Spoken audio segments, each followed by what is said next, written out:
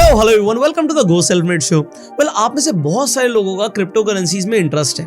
आप लोग देख रहे हो कि बिटकॉइन ने कैसे रैली किया और उसने $1 लाख का मार्क ब्रेक कर दिया। अब $1 लाख बिटकॉइन हो गया।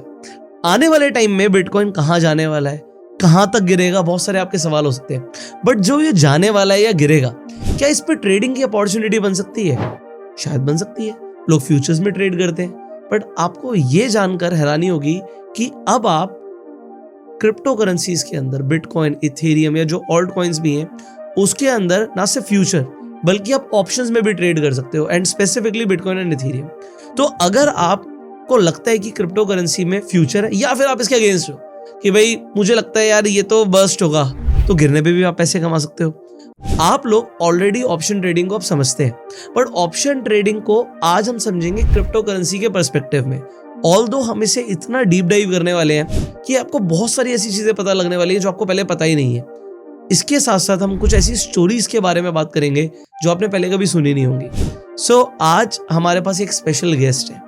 ही इज द को founder of delta exchange India, one of the biggest option trading crypto currency platform in India, जिस पर आप फ्यूचर्स एंड ऑप्शंस दोनों ट्रेड कर सकते हैं। एंड वो जब आपको अपनी स्टोरीज बताएंगे तो आपको इतने इनसाइट्स मिलने वाले हैं, because he is himself a trader first and then an entrepreneur. So शुरू करते हैं with one and only mister Pankaj Balani. Sir, स्वागत है आपका हमारे गो सेल्फ मेड शो पर। Thank you Pushkar, thanks for having me, glad to be here. आप कभी इंडिया में होते हो, कभी दुबई होते हो, आपका शेड्यूल इतना बिजी रहता है, बट यू आर हियर कि हमारे ऑडियंस आपसे सीख पाए।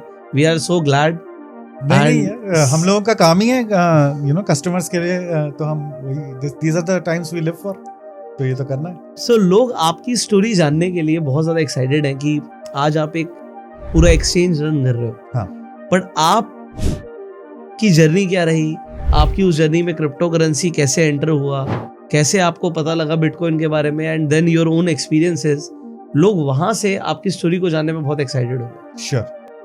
तो मैंने अपनी पढ़ाई करी आईआईटी दिल्ली से। जी।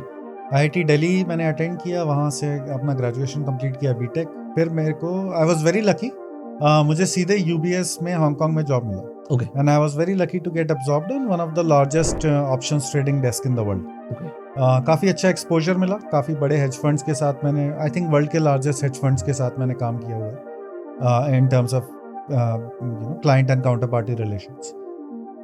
Then I covered pretty much all the regional markets in Asia, Hong Kong, Singapore, Taiwan, India, Korea, इन सब मार्केट्स की मुझे काफ़ी अच्छी अंडरस्टैंडिंग। मैंने खुद हेज फंड्स के साथ काम किया, और इस इंडस्ट्री में capital markets, options trading, Asian capital markets में, इक्विटी कैपिटल मार्केट्स में मैंने करीबन 10-12 साल काम किया। उसके बाद मैंने एक स्टार्टअप जाके ज्वाइन करी, क्योंकि इंटरनेट में बहुत इंटरेस्ट था, और हमेशा से ये था कि कॉलेज से काफ़ी सारे सीनियर्स, कोई फ्लिपकार्ट चालू कर रहा है, कोई जोमेटो, जूनियर जोमेटो चालू कर रहा है, तो काफ़ी क्लोज फ्रेंड सर्कल में काफ़ी अच्छी कंपनियां निकली थी जी।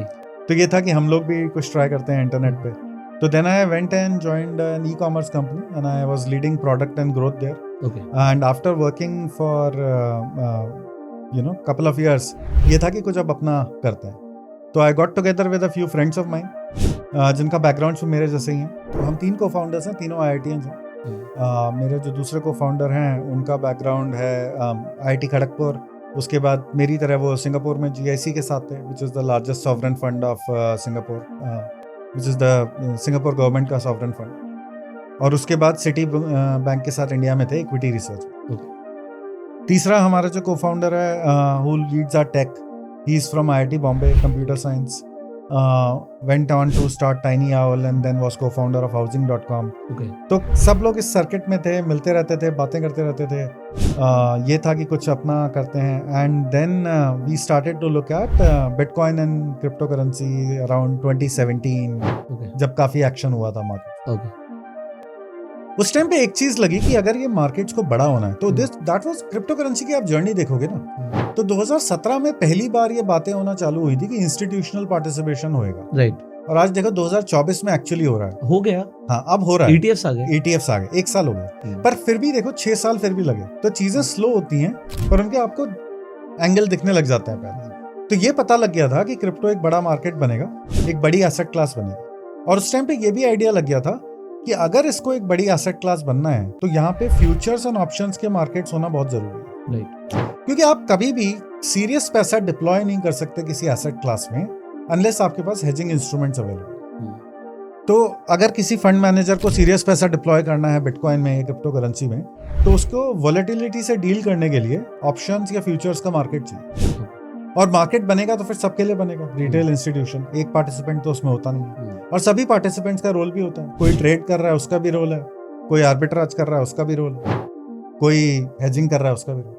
तो फिर coming back to my story, तो हमें ये था क्योंकि हम डेरिवेटिव्स बैकग्राउंड से आते थे, ऑप्शन ट्रेडिंग, फ्यूचर्स ट्रेडिंग के मार्केट्स के बैकग्राउंड से आते थे, तो ये था कि अच्छा डॉट्स कनेक्ट करते हैं, क्रिप्टो करेंसी एक बड़ा मार्केट बनने वाला है, हम लोग इंटरनेट से आते हैं, हमको फाइनेंस में इंटरेस्ट है, इंटरनेट में इंटरेस्ट है, और फ्यूचर्स एंड ऑप्शंस हमको आते हैं, तो यहाँ पे कुछ चालू करते हैं जो फ्यूचर्स एंड ऑप्शंस का एक डेडिकेटेड प्लेटफॉर्म चालू करते हैं। और जब हमने चालू किया था तब कुछ नहीं था, मतलब फ्यूचर लिक्विड नहीं थे, एक कॉइन पे भी नहीं मिलते थे, तो पहले तो टेक्नोलॉजी नहीं थी, तो पहले कुछ साल हमें टेक बनाने में लगे।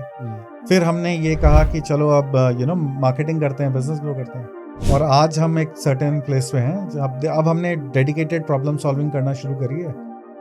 अभी डेल्टा एक्सचेंज इंडिया पे भी करीबन 17,000 करोड़ का volume on a daily basis exchange में जो ट्रेडिंग होती है। तो this is how we started Delta and this was the idea कि एक ऐसी डेस्टिनेशन बनानी है जहाँ पे फ्यूचर्स एंड ऑप्शंस की ट्रेडिंग हो, जहाँ पे लिक्विड मार्केट्स अवेलेबल हो ट्रेडर्स के लिए, अपना व्यू एक्सप्रेस कर पाए। जो आपने शुरू में बात बोली थी ना कि मेरे को लगता है प्राइस ऊपर जाएगा या नीचे जाएगा, पर मुझे अपना व्यू एक्सप्रेस करने के लिए इंस्ट्रूमेंट है या नहीं है, तो वो व्यू एक्सप्रेस जो ट्रेडर कर पाएगा तो उसके लिए एक्सचेंज होना चाहिए, प्लेटफॉर्म होना चाहिए। सो ये तो अभी हम थोड़ी देर पहले बात भी कर रहे थे कि एक टाइम पे बिल गेट्स ने ट्वीट किया कि मुझे बिटकॉइन को शॉर्ट मारना, कैसे मारूं। तो जब बिल गेट्स ने ट्वीट किया और इन सब ने ट्वीट किया 2017 में कि बिटकॉइन बहुत ऊपर जा रहा है, तो उस टाइम मैं आपको बताता हूँ प्राइस के क्या डायनामिक्स जी। मुझे याद है 2017 में रात को बिटकॉइन मैंने देखा था कि खरीदते हैं, थोड़ा सुबह खरीदेंगे, 12,000 था, सुबह उठे तो 13,000 था, अगली शाम तक 14,000 था। तो price was running so fast that it was like कि अब तो नहीं ज्वाइन कर सकते, right. And it went to within a matter of months, it went from 12,000 to 20,000 within a matter of 2 months और something. Mind you उसके 12,000 के base पे 8,000 का मूव बहुत बड़ा है, 60% का मूव है, राइट, 20,000 जाने के लिए। तो इतना बड़ा मूव हो गया, और उस टाइम पे काफी न्यूज आने लगी थी, काफी सारे सीजन्ड लोग ये बोल रहे थे, Bill Gates was one of them, कि I am looking for futures on bitcoin to short bitcoin. I think और भी कुछ लोग थे, शायद वॉरेन बफे का भी स्टेटमेंट आया था कि अगर फ्यूचर्स मार्केट होते तो मार्केट शॉर्ट होता। And that was also something that rang a bell with us, that look यहाँ पे जरूरत तो पड़ने वाली है, यहाँ पे डिमांड तो आने वाली है, क्योंकि इंस्ट्रूमेंट अवेलेबल नहीं है, राइट। और ये कोई बुरी चीज नहीं है वैसे। जैसे उस टाइम पे तो ये डिस्कशन होता था इंडस्ट्री में कि फ्यूचर्स आने ही नहीं चाहिए, इससे तो प्राइस कम होएगा। आप बिलीव करोगे क्रिप्टो इंडस्ट्री में आज सबसे बड़ा मार्केट जो है ट्रेडिंग का, वो फ्यूचर्स एंड ऑप्शंस का ही है। पर बात उस टाइम पे ये होती थी, 2017 में आप क्रिप्टो के ब्लॉग्स उठा के देखोगे कि फ्यूचर्स नहीं आने चाहिए, प्राइस गिरेगा। ओके, पर प्राइस गिरेगा, पर ट्रू प्राइस डिस्कवरी कैसे होगी? अगर आपको लॉन्ग रन में कोई चीज को सस्टेन करना है तो आपको उसका ट्रू प्राइस तो डिस्कवरी तो कराना पड़ेगा ना। तो ट्रू प्राइस डिस्कवरी तो तभी हो सकती है जब चीज अगर ओवर वैल्यूड है तो सेल करी जाए। तो फ्यूचर आपको ये इनेबल करता है कि अगर आपको ओवर वैल्यू हो रही है तो सेल। तो होता क्या है, जब आप थोड़ा सा ही भागोगे ना तभी लोग शॉर्ट कर देंगे, तो फिर आपका वहीं पे बेस क्लियर हो जाएगा और कंसोलिडेशन हो जाएगा। वरना क्या होगा, आप डिमांड कॉर्नर हो जाएगी। इसका मतलब क्या है, मतलब आज कोई चीज है जिसके 4 या 5 ही होल्डर हैं, अगर उन्होंने बेचना बंद कर दिया तो फिर कोई और नया आदमी कैसे खरीदेगा? वो जिस प्राइस पे चाहे बेचे, राइट। तो इसको कहते हैं डिमांड कॉर्नरिंग। तो जब कोई चीज शॉर्ट नहीं करी जा सकती, बहुत कम होल्डर्स होते हैं, तो प्राइस का सैंक्टिटी खत्म हो जाता है। फ्यूचर्स इसको, इस प्रॉब्लम को का सोल्यूशन देते हैं कि अच्छा आप वहां फिजिकली नहीं खरीद पा रहे या बेच पा रहे, आप फ्यूचर्स में खरीदो और बेचो। और ये चीज जब होने लगती है तो फिर प्राइस डिस्कवरी ट्रू होने लगती है।